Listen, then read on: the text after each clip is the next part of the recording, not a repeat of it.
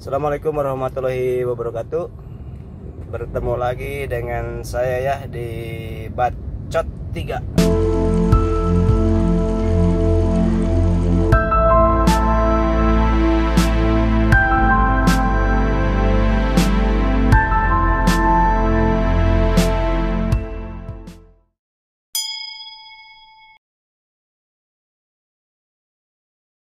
Biasa untuk memanfaatkan waktu di sela-sela perjalanan menuju klien. Ini kliennya Kalian Software ya. Nah, sekarang saya mau bahas di sini bagaimana pengalaman saya secara pribadi dalam mengikuti kontes live ya, live aquascape baik lokal maupun nasional ya.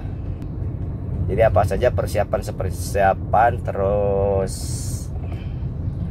tips dan trik dalam mengikuti kontes-kontes nasional. Saya pertama mengikuti kontes aquascape yang live yaitu sekitar tahun 2014 di Tangerang City ya. Dimana di situ satu tank 30 cm dikeroyok oleh berapa orang gitulah. Banyakan karena tim kita, tim Bandung biasanya tim hura-hura aja. Menang syukur, tak menang harus menang. Tapi pada saat itu kalah ya. Nah, untuk pengalaman di kontes pertama kali biasa ada perasaan minder atau perasaan gimana ya, minder lah, tahu minder gimana.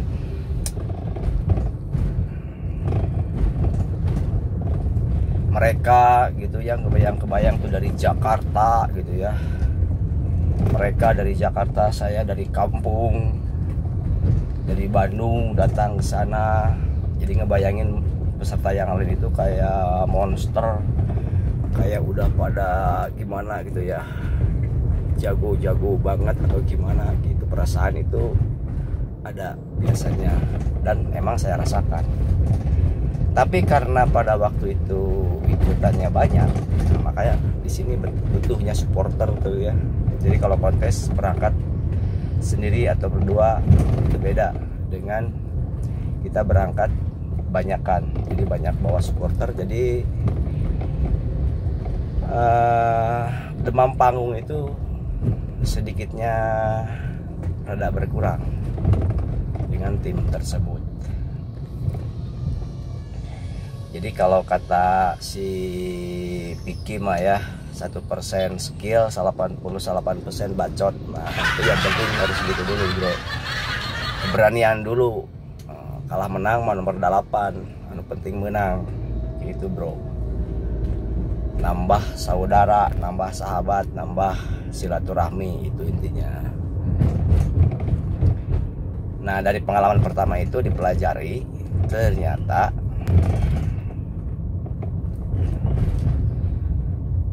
yang namanya kontes itu semua peserta tidak seperti yang saya bayangkan ya. Tidak seseram yang saya bayangkan sebelumnya.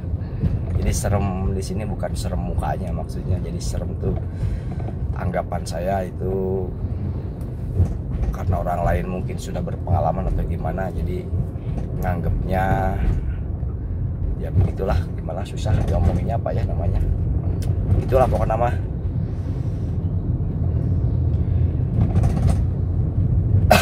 Dan di kontes pertama itu saya baru tahu juga bahwa bikin hardscape itu di lem itu di kontes Tangerang City itu. Jadi anak-anak Malang ya yang pertama kali membuat hardscape di lem dan membuat hardscape di luar tank. Jadi dia udah ada tatakan triplek seukuran tank 30, dia bikin hardscape-nya di luar. Saya masih ingat tuh. Jadi bikin tebing-tebing batu sampai ke atas itu di lem ternyata. Nah, itu pertama kali anak-anak Malang. Dan yang juara-juara juga anak-anak Malang pada waktu itu. Saya masih ingat Bruno ya yang ikut, terus Marcel. Tapi Cak Heri pada saat itu belum ada ikutan, nggak tahu itu anak buahnya gitu ya. Itu grup itu. Jadi yang lain settingnya di dalam tank, kok grup dia mah di luar tank, di luar ya. ditatakan 3 point. Ternyata pas sudah selesai, sudah di planting ya semuanya, baru diangkat dan dimasukkan ke tank. Wow, ternyata bisa gitu ya, namanya aquascape. Memang settingannya manyus bro, dibanding yang punya saya seperti ini. Nih simple sekali kan, karena pada waktu itu saya tahunya aquascape ya seperti ini, tidak ada lem-lem apa gitu. Tapi ternyata ya setelah mengikuti kontes itu saya baru tahu bisa juga aquascape di lem. Dan sampai sekarang akhirnya aquascape tanpa lem terasa sayur tanpa gula, kayaknya tanpa garam, pasti semuanya di lem. Planting juga sekarang di lem ya. Kalau dulu nggak ada tuh yang namanya mouse di lem. Yang namanya mouse paling dicincang dan diikat biasanya gitu. Adapun yang mau nempel di batu biasanya diikat dulu di batu kecil, baru diselap-selap, diselip-selip di batu besarnya. Kalau sekarang kan di lem-lem.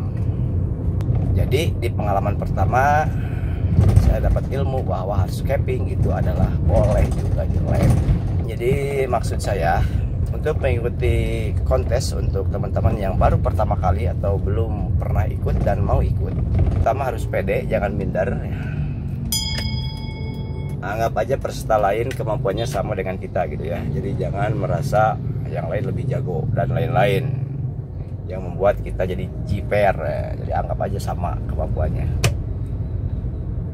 Terus yang kedua harus prepare, jadi persiapan yang cukup. Karena live setting sekarang berbeda ya. Jadi berbeda itu maksudnya hardscape-nya sudah dibuat di rumah. Jadi hasilnya harus lebih bagus ya dari live setting yang benar-benar live membuat hardscape di tempat. Jadi prepare-nya bisa dari sebulan atau 2 bulan sebelumnya. Kalau hardscape-nya sangat detail sekali, teman-teman bisa ngerjain dari 2 bulan sebelumnya ya, atau dari sebulan sebelumnya. Jadi bisa bongkar pasang ketika ada yang kurang, bongkar lagi dan ganti lagi, bongkar lagi dan ganti lagi. Dan usahakan kayu yang dipakai itu sudah tidak ada taninnya. Jadi pas nanti pakai air di tempat itu sudah bening, benar-benar bening, karena kejernihan air poin dalam penilaiannya, poin besar. Jadi juri akan tidak tahu apa-apa. Yang namanya aquascape jernih ya harus jernih, tidak ada alasan apapun untuk tidak mengurangi dari penilaian. Jadi kalau airnya keruh, walaupun hardscape-nya settingannya bagus, tetap nilainya atau poinnya akan berkurang guys. Tuh ya, jadi prepare-nya, hardscape-nya benar-benar harus disiapkan sesuatu yang wow, sesuatu yang berbeda, sesuatu yang sangat-sangat rapi kalau hardscape-nya dibuat di rumah. Karena saya alami sendiri ya, semenjak live setting dengan aturan hardscape-nya dibawa di rumah, saya tidak pernah naik panggung lagi guys. Kalau dulu semenjak live setting benar-benar live ya, hardscape-nya dibuat di tempat, alhamdulillah selalu naik podium. Tapi sekarang semenjak harus dibuat di rumah, saya belum pernah naik karena memang prepare-nya tidak benar-benar disiapkan. Kalau saya kan sistemnya dadakan tuh paling seminggu atau 3 hari lah persiapannya, tidak sampai 2 minggu atau sebulan. Sedangkan untuk live yang hardscape-nya dibawa di rumah itu persiapannya harus dari sebulan sebelumnya lah minimal ya, karena harusnya harus dibuat dulu dan benar-benar harus dibuat sebagus mungkin, tidak ada cacat sedikit pun ya, karena tidak ada alasan hardscape jelek kalau dibuat di rumah. Tapi berbeda dengan hardscape-nya yang dibuat di tempat kontes, prepare-nya tidak begitu lama, cukup 1 minggu. Teman-teman tinggal hunting hardscape yang kira-kira sesuai dengan tema yang akan dibawa, dan siapkan kayu atau batunya itu sudah dipecah sesuai yang akan kita setting nantinya. Jadi tidak ada di tempatnya, diusahakan di tempatnya itu sudah tidak ada gergaji kayu atau pemecahan batu, biar tidak membuang waktu nantinya. Nah itu prepare dari sisi hardscape. Nah sekarang bagaimana cara planting. Jadi rata-rata teman-teman yang mengikuti kontes hardscape-nya bagus, tapi di planting ada beberapa yang masih salah cara komposisi tanaman. Jadi teman-teman harus sangat memperhatikan pemilihan tanaman, mana untuk bagian depan, mana untuk bagian tengah, mana untuk bagian belakang, dan mana juga tanaman yang di kehidupan nyatanya bisa nempel di batu, bisa ditanam di ranting, dan bisa ditanam di media tanam atau di pasir. Jadi kadang-kadang ada juga yang rotala disimpan di batu, di lem, itu kan hal yang tidak memungkinkan. Terus ada juga yang cukup diikat sama kapas, diselipin di belakang, digantung pada belakangnya tidak ada media. Itu mengurangi juga, walaupun layout aquascape itu dilihat dari depan ya, tapi dari sisi realnya itu tetap harus diperhatikan. Jadi juri akan melihat ke bagian belakangnya juga. Kalau belakangnya bolong, tidak ada media, itu biasanya bisa mengurangi juga itu. Bentar guys.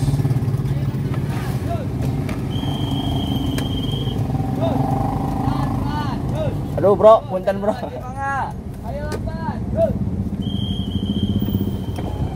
Jadi planting jangan asal kelihatan dari depan bagus, tapi dari samping dan belakang itu tidak memungkinkan atau tidak mungkin aquascape seperti itu ya. Misalkan kapas digantung, terus bagian belakangnya bolong, tidak ada media, tapi kok ada tanaman stem kayak gitu, itu mengurangi penilaian bro.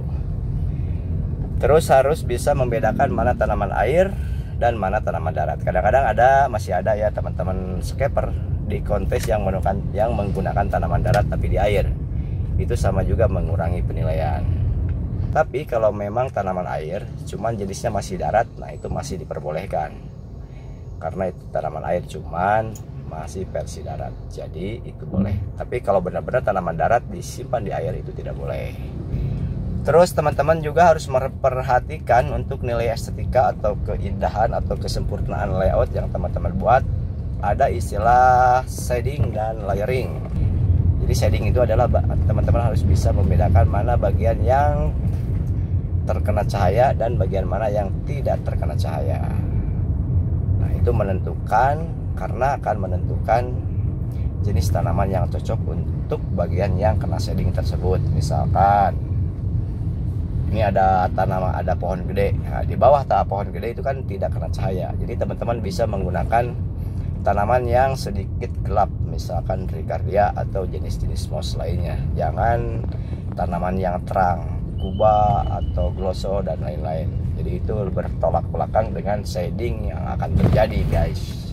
Terus poin selanjutnya, teman-teman harus memperhatikan juga layering. Layering yang dimaksud adalah layar untuk menentukan perspektif.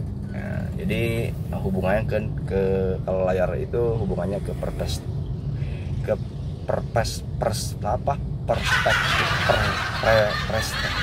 apa bro?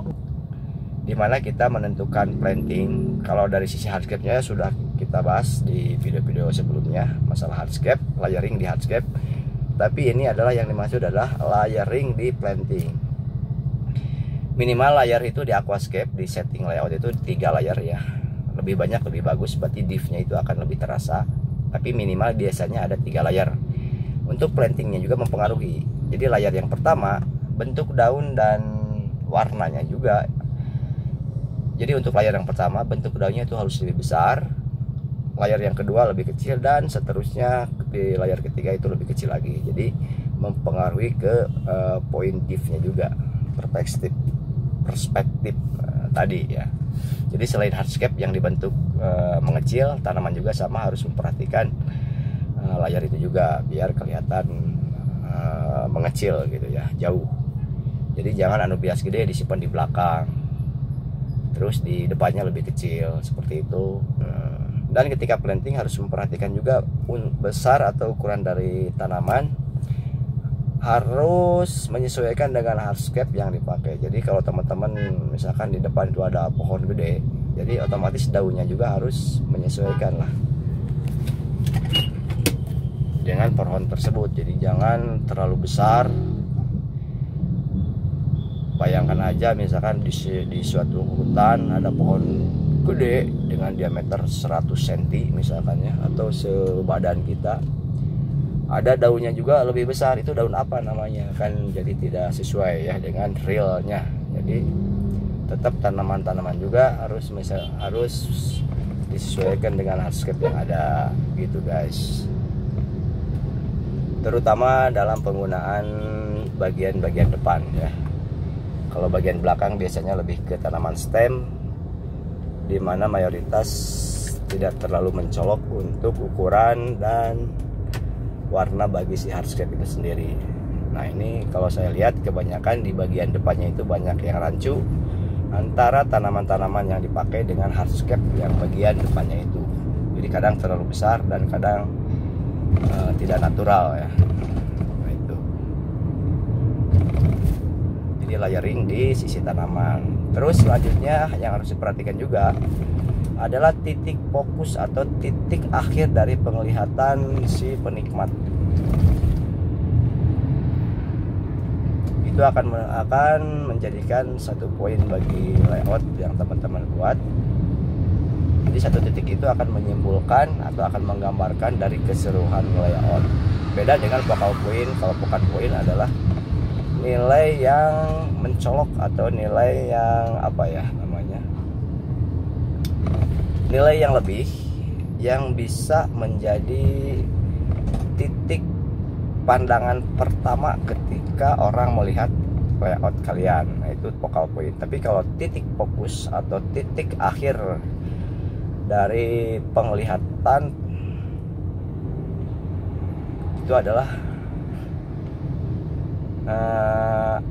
akhir dari layout atau akhir dari apa ya namanya, akhir dari tujuan yang teman-teman buat. Misalkan gini lah, misalkan ada air terjun, itu air terjun yang dibuat, yang teman-teman buat datangnya dari mana dan akhirnya itu di mana, itu adalah titik akhirnya harus ada ya. Kadang-kadang kan ada di bawahnya jalan tapi di sampingnya itu ujung-ujung ada air terjun. Nah air terjunnya itu ngalirnya kemana gitu. Jadi di realnya, di realitanya itu harus bisa digambarkan juga gitu. Terus misalkan jalannya, jalan di tengah-tengah, jalan makin belakang kan makin kecil. Nah itu titik akhir dari si jalan itu harus ditemukan, harus ada. Jangan bikin jalan tapi akhirnya tidak ada akhir gitu. Nah itu jadi kaku jadinya. Sama lah kayak gitu ya, misalkan bikin sungai, bikin jalur apapun itu harus ada titik akhirnya. Beda dengan focal point, beda lagi ya. Jadi kalau yang focal point bisa aja misalkan ada paludarium dimana semuanya serba hijau, ada kabut dan lain-lain. Di tengah atau di beberapa spot ada tanaman merah. Nah itu jadi focal point nantinya. Jadi bukan titik fokus. Begitu guys. Selain hardscape dan equipment yang harus disiapkan, kita juga harus mempersiapkan tema. Temanya itu kita harus bisa membaca kondisi saat ini, bukan kondisi ya. Jadi saat ini yang ramai itu apa? Kita harus keluar dari keramaian itu bro. Misalkan sekarang lagi musim jungle, kita asumsikan semua peserta jungle. Nah ketika semua peserta jungle, kita bedakan, bikinlah iwa bumi, bikinlah mountain dan lain sebagainya. Bikinlah sesuatu yang berbeda dari yang lain.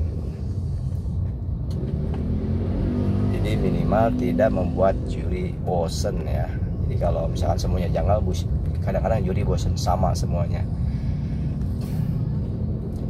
Jadi dalam penilaiannya juga agak susah untuk memberikan nilai plus. Jadi beda dari yang lain.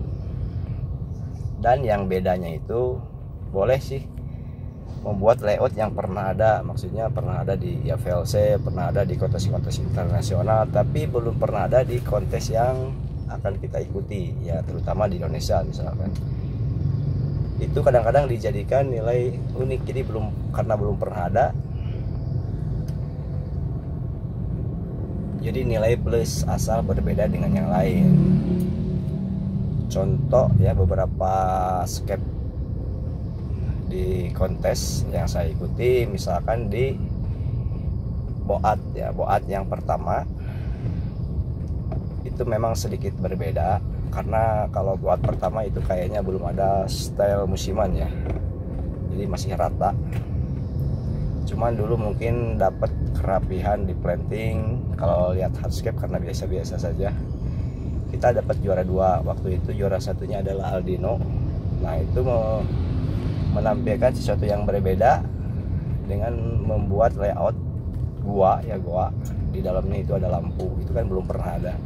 Pada atasnya ya sederhana, simple, hanya bukit bulat, kamboba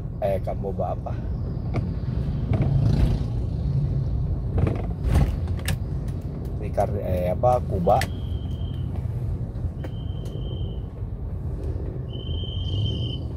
Cuman di tengahnya ada gua bolong, di dalamnya ada lampu. Nah, itu menjadi nilai plus. Untuk buat yang kedua itu di mana ya? Buat kedua tuh lupa lagi saya. Itu sama, saya menampilkan hal yang berbeda, dimana yang lain waktu itu lagi musim batu eragon ya kalau nggak salah. Jadi banyak settingan gua, banyak settingan tebing. Nah, di situ saya menggunakan bahan yang berbeda. Jadi kita harus mencari juri bagaimana caranya agar juri itu bisa terdiam untuk memperhatikan tank kita. Itu berarti ada nilai plus di sana. Nah, ini nembus kaca ya, si akarnya itu nembus kaca ke bagian depan dan ke bagian kiri tank. Nah, itu sebenarnya sedikitnya tapi mempengaruhi. Kalau teman-teman lihat dalamnya itu simpel banget settingannya. Jadi beberapa poin yang harus kita persiapkan ketika akan mengikuti live kontes itu, guys. Oke, segitu aja lah ya dari saya untuk cerita-ceritanya di bacot ketiga ini. Mudah-mudahan tidak bermanfaat, karena kalau tidak bermanfaat saya akan membuat lagi yang lebih bermanfaat. Assalamualaikum warahmatullahi wabarakatuh.